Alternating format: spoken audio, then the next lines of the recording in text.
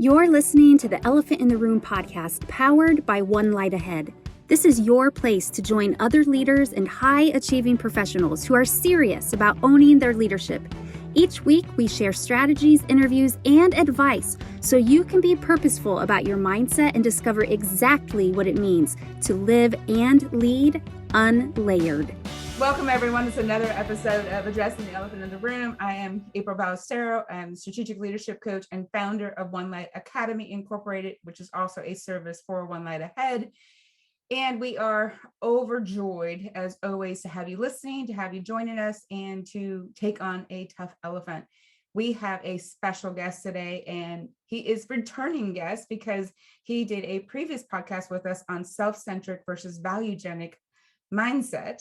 And he purposely shared lots of details around that. I want to introduce you to Mr. Peter Demarest. He is the co-founder of Axiogenics. We met originally through a Robert Hartman happy hour in which he was introducing some groundbreaking awareness that caused us to be purposeful and get connected to understand the depth of this scientific awareness and opportunity. And he's back again to speak more intently on the elephant around the valuegenic thought patterns and all the other things that go with it. I'm sure you're going to totally create a different perception to everything I just said, Peter, because you are just on fire about being very purposeful in your statement. So I'm excited for you to get to be our audience again and share what your elephant is today. Well, hi, good to be here. Always. As always, yeah. And Peter, is there anything that I didn't share you want to make sure we share before we get diving into the elephant? I think the only other thing that might add is Axiogenics is a company, and it's sort of become the short version brand, if you will, of the science of neuro-axiology, the integration of neuroscience and formal scientific axiology or value science. And on a broader scale, if you think of technology as applied science as opposed to, like computer technology, then we've also developed, as a result of deep understanding of the science of neuro-axiology, the application of that we call neuro-axiological cognitive remodeling technology, or Axiogenics for short. So there's an actual methodology to this to help people transform themselves through self-leadership, transform others through other leadership, people leadership, organizational leadership, etc. And so the things that I talk about are not just ideas that I or my partners might have thought up. They actually rise out of the science itself. Mm-hmm. And so this is not about me, this is about the science. And what are some of the ideas and the principles and insights that we can gain from the science that people can take action on and use in their life. And so hopefully out of this podcast, that's what your audience will get.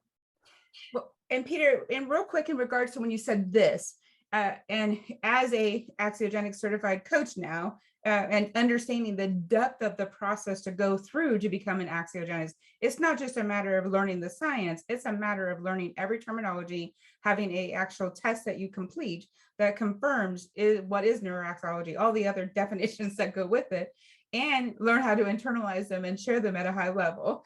Yet there's a whole nother piece of this, when you said this, for the client, for the audience, for the people that are learning about science-based thinking, valuegenics, if you will.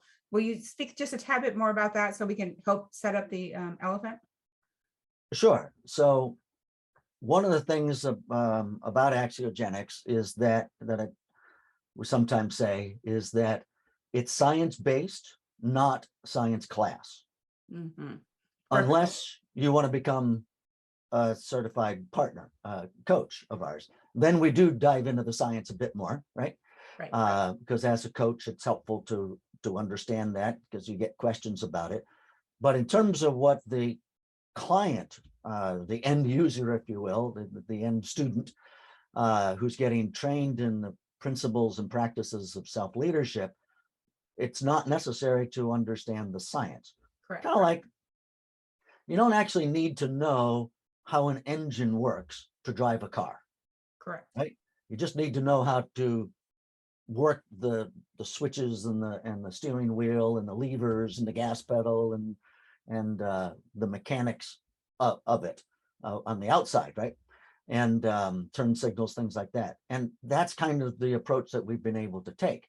But it does require then certain principles. Just like driving a car, there are certain things that are helpful to know about, but certainly there's rules of the road, driving on the proper side of the road, using the turn signal, what traffic lights and stop signs all mean, things like who's supposed to have the right of way. Those rules are man-made because they help us keep everybody safe and keep things moving orderly and not having lots of accidents like they did before such rules of the road were invented. So, but the science gives us rules of the road that are inviolable. That is, I mean, you can try to violate them, but then other rules take over, like gravity, right? Doesn't matter what you believe. If you think you can fly, with all of your heart, you believe you can fly, so you decide to jump off a 10-story building, what's going to happen? It's not going to be pretty. Well, you fly, but just once. Mm-hmm. Right? And then it hurts because the laws of the gravity take over, laws of physics take over. And so neuro-axiology as a science has helped us to understand how do we as human beings utilize our mind to create greater value in our lives without having to know all the different parts of the brain, without having to know the scientific basis of it. We're not withholding that. It's just, it doesn't matter to know it any more than it matters to know how a carburetor in a car works as to whether you're a driver, can drive it or not. So there's a couple of, there's some principles that might be useful around what you told me earlier about your theme these days is the words you use matter, right? So I thought it'd be fun to talk about a couple of words. And Peter, that sets us up perfectly for not only introducing the theme of what you say matters, yet also to introduce your elephant. So what is the elephant of this particular podcast? Well, it is, I don't know if it's two elephants or two ends of the elephant. Maybe it's two ends of the elephant, if you know what I mean, right? Yes. So it's accountability and responsibility. Two words that are bandied about widely and we believe are used in a way typically that isn't very helpful for anybody. And if we can bring a little more clarity to how we can think about those words and in a way that is very consistent with everything that the science tells us about how we create value and how the brain works and how the mind works. Well, and Peter, will you talk first before we introduce the graphic? Will you talk first about how this showed up in conversation and what caused you and your team to become aware that this was a graphic needed, as well as a conversation about this two-sided elephant, if you will? So we started, let's see, I was in my early 50s when we started Axiogenics. And it was about 8 years prior to that I learned about axiology itself as a science. And even going back much further than that, had a great interest in neuroscience. Just nobody had ever put these two sciences together until about 12, 15 years ago. However, that means that I had spent my entire adult life in a career. I was in the information technology computer field and I was in entry-level positions right on up to executive positions. And I've also always been kind of interested in language and the deep meaning of words, where they come from, the etymology as it's called.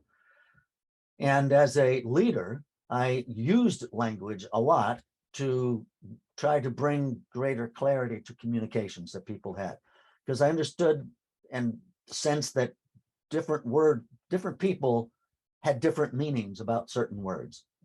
And it turns out accountability and responsibility were two of the words that I thought people say them, but they don't really, different people don't know what it means. And oftentimes, both words were used in a way that brought guilt, shame, blame, a sense, even though there was or burden, there was intention to say, I'm going to make you responsible for such and such, or I'm going to hold you accountable for making something happen. And that kind of like, puts the fear of God into you, it's like, I better perform or else.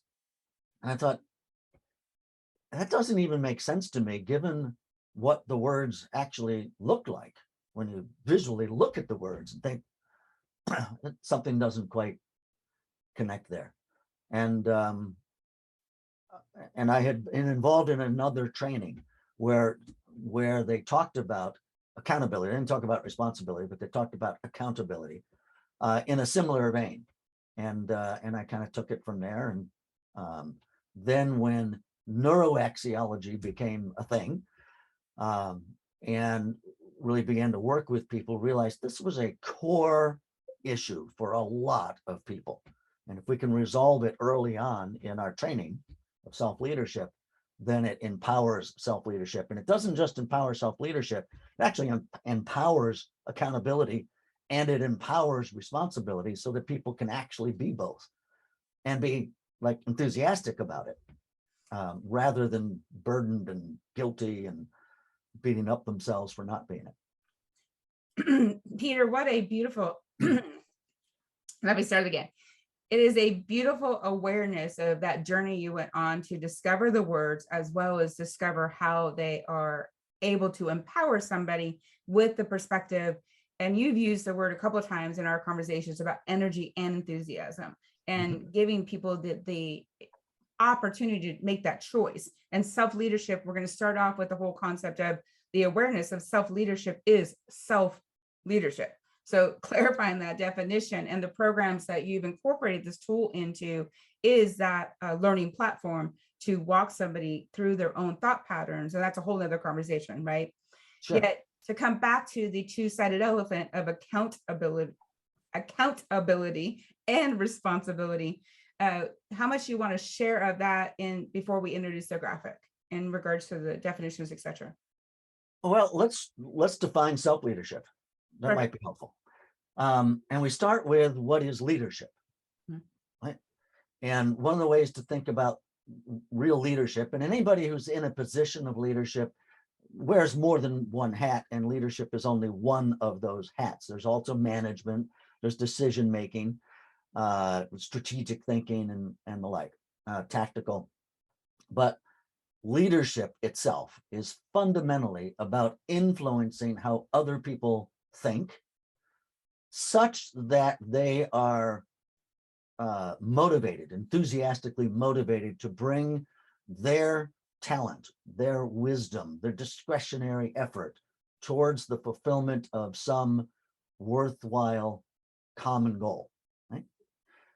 Self-leadership is the exact same thing, except it's how do we influence our own thinking so we can bring our energy, our enthusiasm, our highest talents and wisdom towards the achievement of some worthwhile purpose, right? Valuegenic purpose, our goal.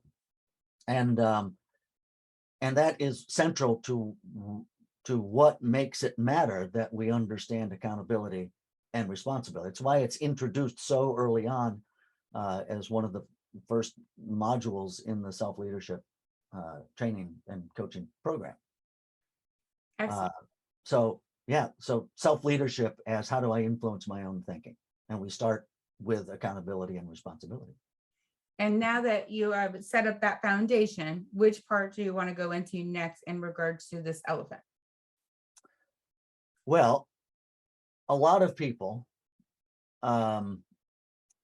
think of accountability as something that's about the future, like I'm going to be accountable for the results I produce. Okay. And the flip side is as there's an old saying somewhere. I had a coffee mug once, I think, that said it something like, I'm a very responsible person. Anytime anything goes wrong, I'm responsible, right? And but that illustrates that we think of responsibility as the blame for what has happened in the past.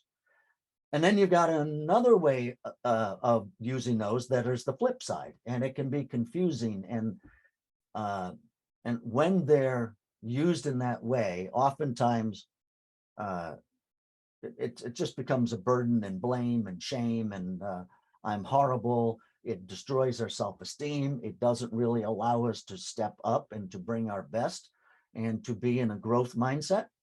Yes. Right.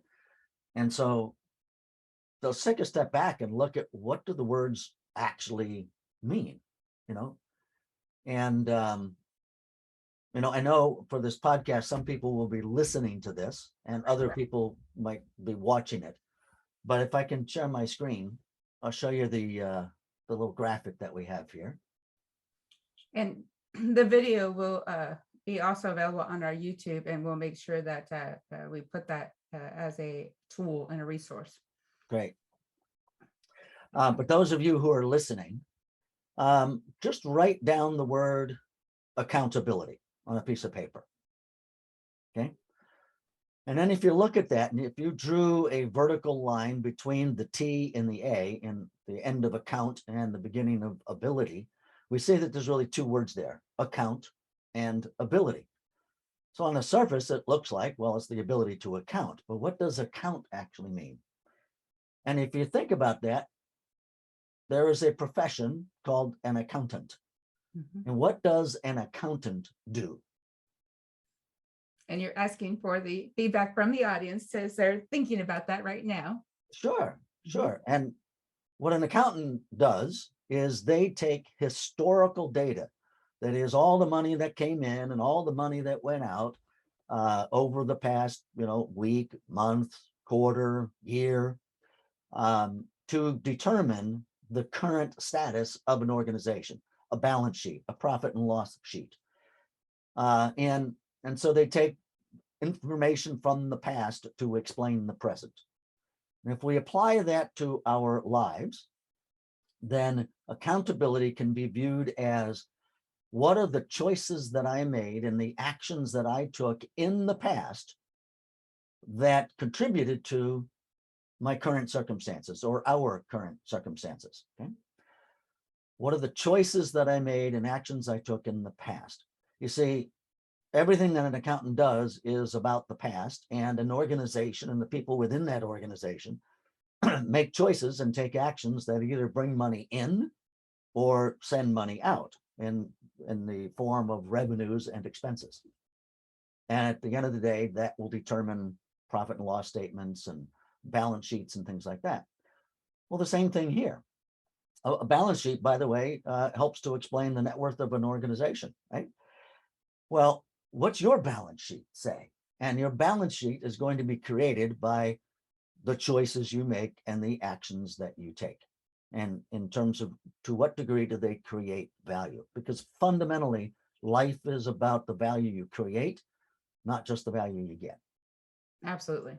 Right. So essentially, accountability is about the past and what happened in the past, but without the blame, shame, and guilt. The whole point of even asking the question, what were the choices that I made and the actions that I took that contributed to the current circumstance, is so that we can gain insight into how those choices and those actions either created something great or something that was limited or perhaps even harmful or held us back, or in the form of, say, failure or a toxic relationship that got created because of the words we used and in a conversation.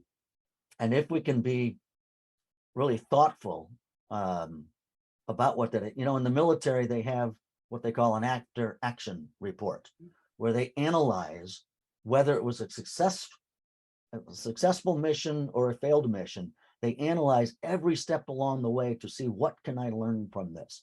How can we do better? And in self-leadership, as you know, April, we talk about cognitive biases and cognitive assets that we measure through a VQ profile. And when we don't produce the results that we wanted to produce, quite often it's because we allowed our habits that are fed by our cognitive biases, our less than best ways of thinking, to kind of take over and run the show and results in bringing our B game to something rather than our A game. And if we can recognize that that's happening, we can make the conscious choice to bring our assets, our A game, to bear next time. Right? Now, if we succeeded, then what's also great is what were the choices I made and the actions that I took that created this phenomenal breakthrough result? And then we celebrate that, because celebration itself actually increases certain chemicals in the brain that accelerate the rate of habituation. So those choices and those actions can be habituated faster if we actually go back and do that sort of after action accountability analysis, and then celebrate, recognize it, be joyful about the growth that we experienced and the results that we were able to produce as a result of consciously bringing our A game. And Peter, real quick before you keep moving forward, something you've said very conscientiously multiple times is that even when you look at the opportunities of growth, the moments that you made a choice that didn't create the net value you wanted, your opportunities to remember to give yourself some grace or understanding, because at that moment you made what you felt was the best decision for what you understood. It doesn't mean that it was a conscious choice of failure. It means that it was a conscious choice of awareness at the moment, and doing the after action report, if you will, gives you the ability to say, okay, what did I not take into consideration, or what other opportunities were available that I can now assess and take that account and then move it forward into a new choice. Yeah, it's all about conscientiously doing that for the purpose of growth and learning and gaining insight and gaining self-leadership. Right. And it's also, you use the word about conscious choice, but when our habits are driving us, we're making subconscious choices and we don't know it, right? Mm-hmm. And so part of it is to go back and say, oh, look at that. I let my B game run the show instead of me stepping into leadership of myself, right? I let my habits control me rather than me controlling my own thoughts. And we actually do have that choice. If, as my partner Harvey likes to say, the only time we have a choice is when we know we have a choice. You know? Exactly. And in the heat of the moment, sometimes our habits take over and we don't know it. But the more we can look back and say, you know, next time I'm going to be a little more conscientious going into these situations so that I claim the power of choice away from my B game, my habits, my biases. So if we think about accountability, and what's really cool is that the second part of that definition is that contributed to current circumstance, because we don't have control over circumstances, especially when other people are involved. But we do have our part. Right? We could get into a whole conversation about partnership too, about each person doing their part to create to fulfill the purpose of the partnership itself. And so in any given circumstance, we contribute to it, like voting, right? Whether we vote and who we vote for, or whether we don't vote, that choice is contributing to who ends up winning the elective office, right? And those that decide not to vote and then blame other people for whoever is in office, well, they're not being very accountable, are they? Because they could have taken action. We complain a lot about current circumstances and feel like we're victims, but much of the time we could have made different choices. We could have taken different actions if we cared enough about the outcomes and results. And even that conversation, because of so many different landmines in that statement, we're going to understand that everybody has their own thought pattern that happens and gets attached to what they choose and what they don't, right? Mm-hmm. And how they vote. So keep on. Well, it's not just voting; it's also, you know, about the success of an organization. And Mhm. every person has a part to play in that. They make choices, they take actions. And if a sales department isn't reaching its goals, or a real estate or a mortgage company or a manufacturing company or a doctor's office, whatever it is, if things aren't going the way we intend them to go, then what are the choices that we're making and the actions that we're taking that are limiting that success? And every person has their part. To blame one person, even a leader who says, it's your fault that we didn't make quota, as an example, a sales manager. Well, reality is the leader has something to say about that too. If Mhm. your people aren't performing to the level that you want them to, you have a part in that you're not training them, you're not empowering them, you're not supporting them, you're not giving them the tools that they need, or you're not making good hiring decisions. Some combination of all that. And the more we can identify where is the constraint. There was a great book years ago called, I think it was called The Goal. Mm. And it was a book about the theory of constraints. Mm. And it's identifying where within any process is the constraints, are the constraints that are keeping us from maximizing throughput and maximizing the results. And you have to be able to identify where the constraints are. And accountability is all about either identifying the constraints or identifying the combination of choices and actions that maximize results. And we celebrate that. Perfect. So if that's accountability, let's apply the similar principle to responsibility, right? Exactly. Response ability. Those of you that are listening, just write down the word response and ability. It's the ability to respond. To respond to what?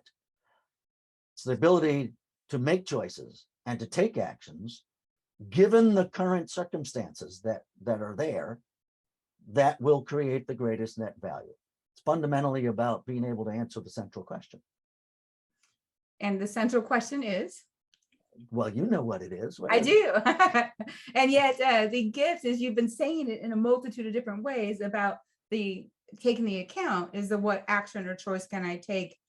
And you said that you took in the previous moment and in your central question on a daily basis is in this moment to create the greatest net value. Yeah. What choice can I make and action can I take in this moment, literally the moment, to create the greatest net value? And the reason why we call that the central question of life, love, and leadership is because it is central to who we are as human beings. Mm-hmm. I've asked thousands of people the question, can you think of a single choice you ever made, a single action that you consciously took, even the worst, most despicable and shameful, if you will, thing you've ever done, that you didn't in some fashion or another justify that it was anything other than the right thing for you to do? We are incapable of doing otherwise, but we're really good at justifying horrible things. Right? Even a murderer does. Mm-hmm. Even a murderer believes in the moment that they're doing the thing that will create the greatest value, at least for them. And therein lies the rub in the previous podcast about self-centric versus valuegenic mindset. There is no for me at the end of it. Me is included in the word net, and as a net value, right? For myself and others, both short and long term. So responsibility is really about making the choices and taking actions given the current circumstances, whatever they are, that moves us forward. So again, it's about the growth mindset. It's about the valuegenic mindset. It's about the forward moving without blame, shame, guilt, burden.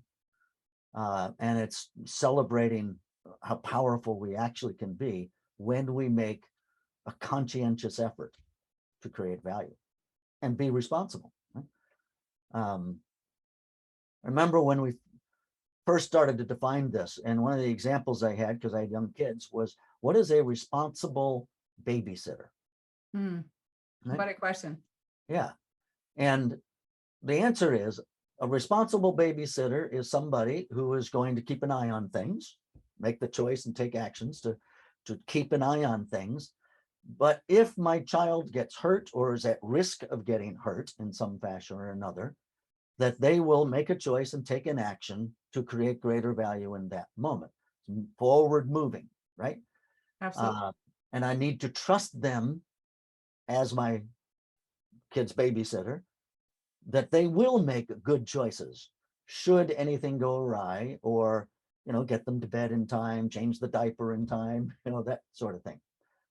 And if I come home after a hot date with my wife to a disaster, to hold the babysitter accountable is not to cast blame for them not doing what there was to do, but really to explore what was going on, what were the choices you made and the actions you took that allowed this to happen, because maybe it was completely out of their control. Maybe there was something they can learn and grow from.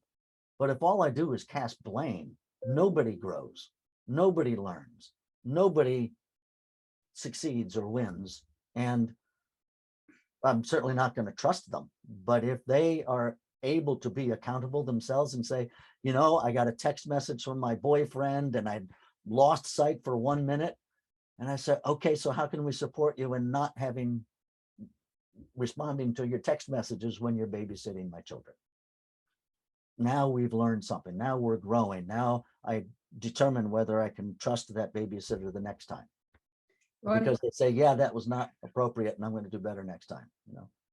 Well, and Peter, that goes back to the instruction that was given. And even that scenario can be applied in a business scenario in regards to how much instruction was given, what questions are asked. There's a fabulous book I love to recommend called Leadership and Self-Deception. And it's that awareness of that opportunity, going back to that accountability and responsibility, is understanding how did we set these individuals up for success and what might be in the way of the process, and how do we empower them to discover it and take ownership of how they're going to move forward with a new choice. Exactly. And that's literally what we've been talking about this whole concept, right? Yeah. So let's take a couple minutes to just talk about applicability, right? Absolutely. Of it, and how do we put it to work in our lives? Well, one is really take in and lean into and internalize these definitions of accountability and responsibility. That accountability is about what happened in my head, choices I made, actions I took, and responsibility is about what will be, what choices will I make, and what actions will I take moving forward. And use language to powerfully distinguish. And if you ever think, you meaning your audience, that the people you're interacting with have a different definition, take the time to clarify, not to make them wrong about what their definitions are, but say, in our conversations, let's adopt these definitions, these ways of thinking about accountability and responsibility. And for those of you that have people in your life that you might want to hold responsibility or hold accountable, what does that mean? And it means, so many leaders think about holding people accountable is about ensuring that they produce an output of some kind, okay? But to hold someone accountable is really about exploring the inputs. What's going to go into the choices and the actions that create the results. And if you talk about accountability in that vein, then you're getting to the thought processes that somebody goes through, that they either make a choice that leads to success, or they make choices or make no choices, if you will, that limit success or create failure or even destruction of value in some way.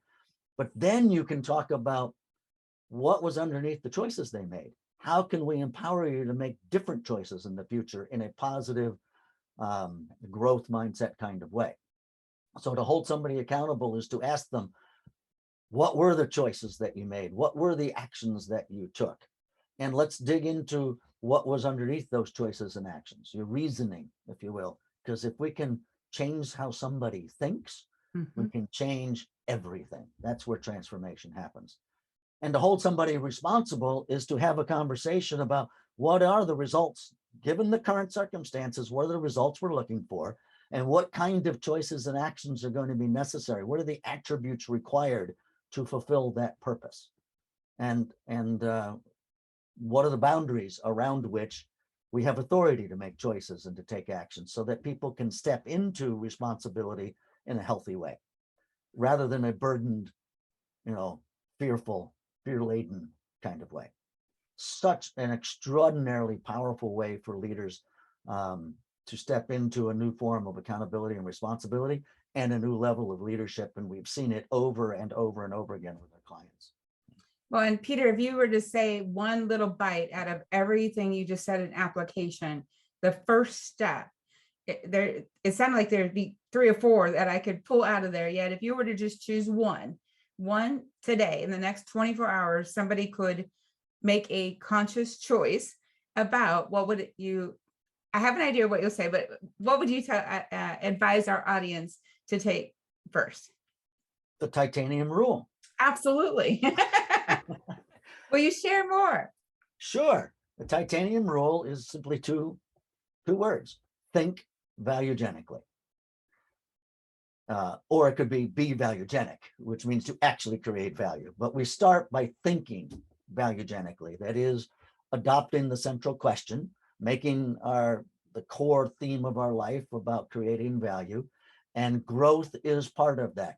Letting go of the blame, the shame, the guilt, letting go of trying to cast blame, shame, and guilt, letting go of our feelings. And when I say letting go, I really mean shifting to a different mindset, not just saying, well, I'm not going to think that way. It's about thinking differently. And so thinking valuegenically is about what choices did I make and what actions did I take that in that moment that created a circumstance that I'm not happy with, or that I am happy with. Either one is valuable. And learning from that. That's being valuegenic. Focusing on making choices and taking actions that will create greater net value is about being responsible. And to respond to the current circumstances in your highest self, which you're just asking the central question is a significant boost in that. If you go into our self-leadership program and you get the VQ profile assessment and you identify, these are my best ways of thinking and I can apply them in any circumstance, and you learn to do that, well, that takes it to another whole level. And the visual on the screen for those that get to watch the video either now or later is part of this self-leadership program. So it's actually in one of the modules. It is a tool that is taught with material before and after to help support and drive the new habit. So exactly. Peter, how would people get in contact with you? Thank you for taking the time. Thank you for sharing your wisdom and the tool of Axiogenics. And just a piece of the puzzle, if you will, because there's many more pieces. How would people reach out to you? Well, it may or may not be me that they want to reach out to. So if you are a coach, a trainer, or an organizational development professional, or a leadership development, and you would like to learn about Axiogenics and becoming a certified Axiogenics partner coach and get trained and certified in all that we do, so you can bring it to your clients, then go to axiogenics.com, AXIOGENICS, and click on Become a Partner. And there's a form that you fill out, and we can introduce you to that process. If you want to become a client, that is, go through and become a self-leader, which is actually a prerequisite to going into our training anyway, then contact April. Absolutely. Right? Because April is one of our certified Axiogenics partner coaches, and she will take very good care of you. Well, you're a gift, Mr. Peter, and thank you for taking the time again. And thank you to our audience for listening. Thank you for sharing.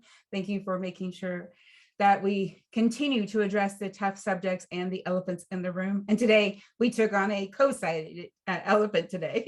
So thank you to everyone, and we will see you again for next session. Bye-bye, everyone. You've been listening to the Elephant in the Room podcast from One Light Ahead. For more content and resources, visit onelightahead.com.